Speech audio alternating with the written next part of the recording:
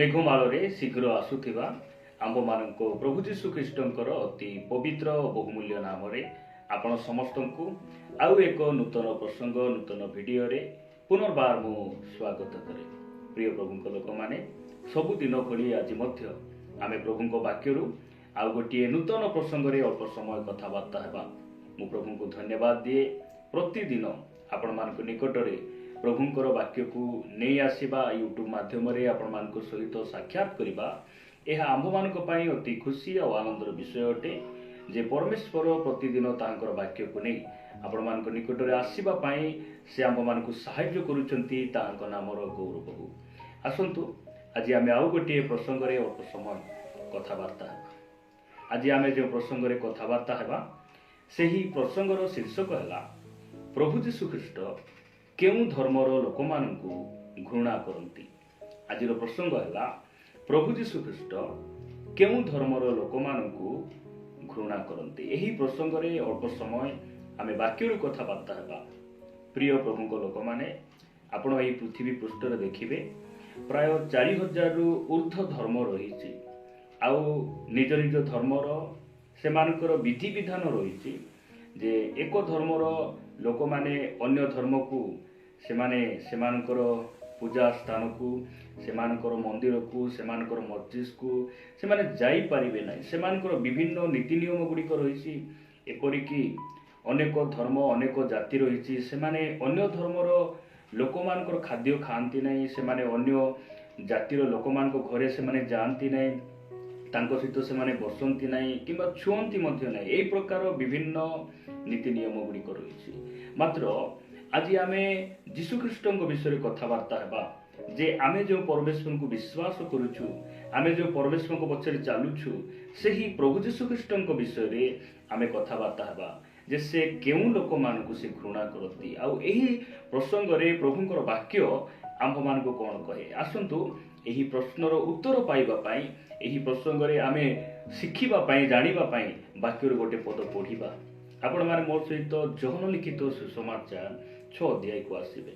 Johan लिखित सुसमाचार 6 अध्याय तार 37 पद रे प्रभु जीशु ख्रीष्ट ए प्रकार कहिले पिता जे समस्त को मते दान करंती से माने मो निकट को आसीबे आउ जे मो निकट को आसे ताहा को मु कोनोसी प्रकारे बाहर करी देबी नाही। प्रभुंक नामर गौरव हो। एहा प्रभु जीशु ख्रीष्टंकर हृदय एहा प्रभु जीशु ख्रीष्टंकर वाक्य एहा ताहांकर इच्छा अटे। से कहंती जे मो निकट को आसे जे बोली कहले से कौनसी जाति कौनसी वर्ण कौनसी धर्मर लोक हुंतु ना कहीं जदि से माने मो निकट को आसीबे मु सेमानकु कौनसी प्रकारे बाहर करी देबी नाही।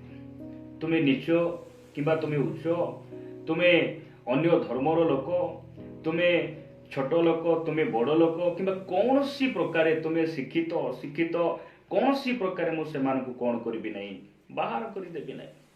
काहे से बाहर करी देबे नाही काहे से काहाकु घृणा करंती नाही कारण प्रभु जीशु ख्रीष्ट केवल से ख्रिस्टियन लोक मानकर प्रभु नुहंती से समग्र पृथ्वी समग्र मानव जातिर प्रभु अटंती। सेति से काहाकु घृणा करंती नाही ताहांको ठारे भेदभाव नाही ताहांको ठारे मुखापेक्षा नाही। आपण माने मो सहित गोटे वाक्य पढ़िबे प्रेरित पुस्तक 10 अध्याय प्रेरित पुस्तक 10 अध्याय 37 पद रे गोटे वाक्य लिखा जाए से तो जीशु ख्रीष्टଙ୍କ द्वारा शांतिर सुसमाचार प्रचार कराई इस्राएल संतान मानक निकट को एही वाक्य प्रेरण कले सेही जीशु ख्रीष्ट समस्तंकर प्रभु। सेही जीशु ख्रीष्ट कहार प्रभु से समस्तंकर प्रभु। सेति पाई से काहाकु मध्य घृणा करंती नाही।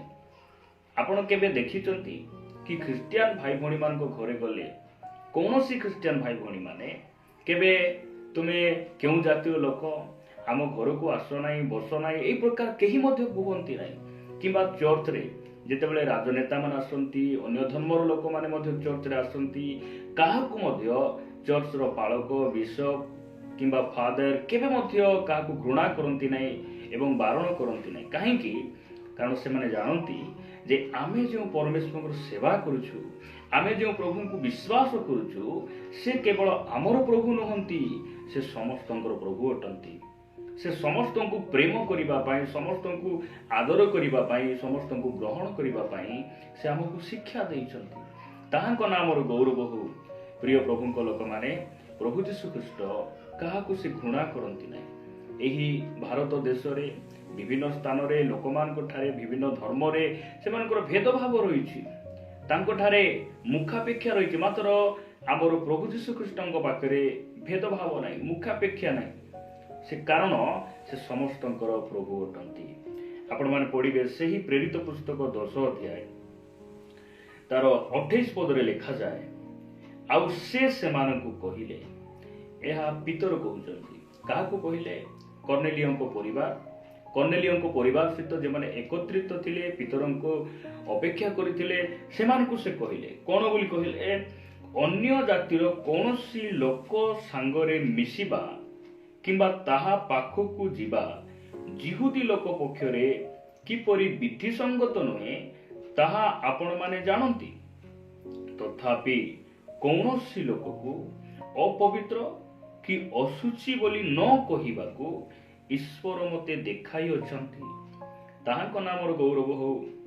प्रिय भाई प्रिय भौणी प्रभुक लोक माने जो समय आमे प्रभु को जानी नथिलु जो समय आमे प्रभु को पाई नथिलु हेई पारे आमे मध्य काहाकू घरे पस नाई आमको छुओ नाई हेई पारे आपण माने एवं मु कहूतिलु मात्र जो समय आमे प्रभु को जानिलु जीशु को जानिलु जे से काहाकू असुचि किंबा सुचि बोली कहिबा कथा से आमको शिखाई नांती।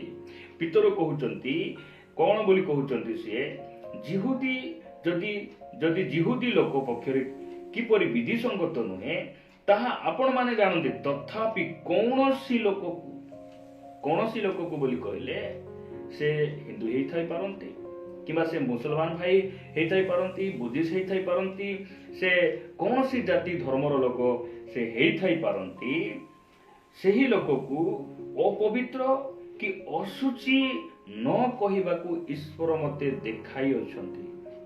पितर दर्शन पाई तांको परिवार रे जैसे शिक्षा दउचंती निजर अनुभूति को से प्रकाश करूचंती। ताहाको नामर गौरव हो। आमे जो परमेश्वर को सेवा करूछु से महान अटंती से समस्त प्रभु अटंती। सेति पाई आमे यह जानी रखिबा जे आमर प्रभु काहाकू घृणा करंती नै। जदि से घृणा करिबा परि हेले आम परि अयोग्य मान को से बाछि न थांते। लोक मान को पाखरे प्रशासन पाखरे बाक्स विचार रही। तुम केते पाठ पढ़ीछ तुम जो पाठ पढ़ी ना हो तुम आसी पारिबो नै। तुम जाति कौन धर्म कौन विभिन्न नीति नियम रही मतलब परमेश्वर पाखरे से सब ना जीशु ख्रीष्ट पाखरे से सब ना। आमको जगत रिजेक्ट कला गाँ लोक आमको पसंद कले ना मात्र धन्य से परमेश्वर आमको बाछिले आमको मनोनीत कले कारण से आमर प्रभु अटंती। से आमको प्रेम कले बाइबल कहे पापी थिबा समय से आमको प्रेम कले से काहाकू मध्य से घृणा करती ना।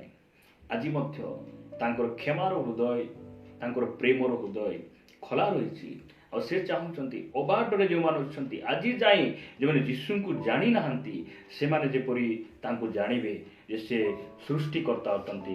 यह परमेश्वर इच्छा करती। जदि आपण माने पढ़िबे जहन लिखित सुसमाचार 1 अध्याय 2 और 3 पद लिखा जाए से आद्यरे ईश्वर सहित थिले ताहांको द्वारा समस्त सृष्ट हैला आउ जे समस्त सृष्ट होइछि सेति मध्यरु गोटिए सुधा ताहांको बिना सृष्ट होई नै। से काहींकि काहाकू मध्य घृणा करंती नै तार कारण हैला से समस्तंकर सृष्टिकर्ता अटंती। से समस्त मानव जाति को से तैयारी करिसंती। बाइबल कहे पृथ्वी रे जेतिके सब सृष्टि वस्तु गुडी रहिछि जे समस्त सृष्टि होई अछि ताहांको बिना अर्थात जीशुंको बिना गोटिए मध्य सृष्टि हेई नाही। ताहांको नामर गौरव हो। से आमर सृष्टिकर्ता हेतिबारु कौनसी लोक को से घृणा करती समस्त को से प्रेम करती। जदि सही जहन लिखित सुसमाचार 3 अध्याय 16 पद पढ़िबे कारण ईश्वर जगत को एडे प्रेम कले जे से आपणा अद्वितीय पुत्र को दान कले जेपरि जे केही ताहांको ठारे विश्वास करे से विनष्ट न होई अनंत जीवन प्राप्त हुए। से काहाको प्रेम कले ख्रिस्टियन लोक मान को केवल प्रेम कले नाही से समग्र जगत को से प्रेम कले समस्त मानव जाति को प्रेम करी अपना पुत्र को यही धरापृष्ठ को पठेले आ लिखा जाए जे कही हो ना कहीं जे विश्वास करिवो से विनष्ट न होई अनंत जीवन पाइब से क्या घृणा करूना एवं मन परिवर्तन करी फेरी आसतु बोली आज जाए तांकर विचार है नहीं तांकर आगमन है नहीं से अपेक्षार अच्छा केतेबेले मो पुओ झील फेरी आसबे मुझे आशीर्वाद करी क्षमा करी